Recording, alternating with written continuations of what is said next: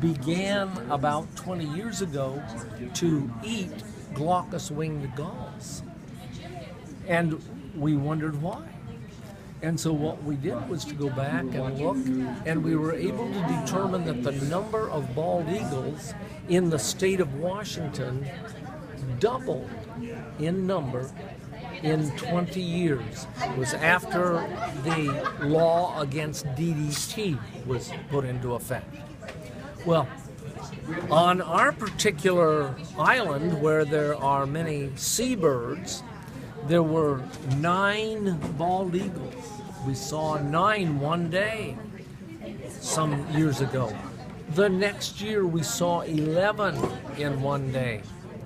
In 2008, we were watching, and on one day we saw 38 bald eagles on the same part of this island where these gulls were. And what we think is that the number of bald eagles was increasing in the state. And this particular summer that I'm referring to, in 2008, there was very little food for the eagles present. And so they came to where there were seabirds. I became very concerned about whether seabirds were going to continue to live on the island if they had that many predators. And what we found out was the next year, fish populations increased, and the gulls came back to normal, and the number of bald eagles dropped. The maximum number we saw was 10. So an interesting observation that we've seen as we watch carefully is that the number of predators can increase and decrease based on the number of prey species.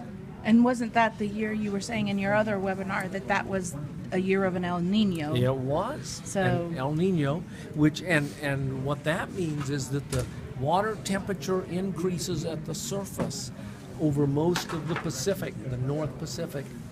And what normally happens is small herring and sand lance, which are small feeder fish for gulls, rather than come up near the surface, meaning the upper 100 feet, they stayed below 300 feet, almost exclusively. So the gulls had very little to eat. And the eagles had even less to eat. So it was associated with that environmental effect. And what I can tell you is that this year, there's another high El Nino year. And so I'm going back to an island in 3 weeks, and we're going to see whether there was another substantial reduction in the production of offspring. wow. Oh, So- thank you very much. All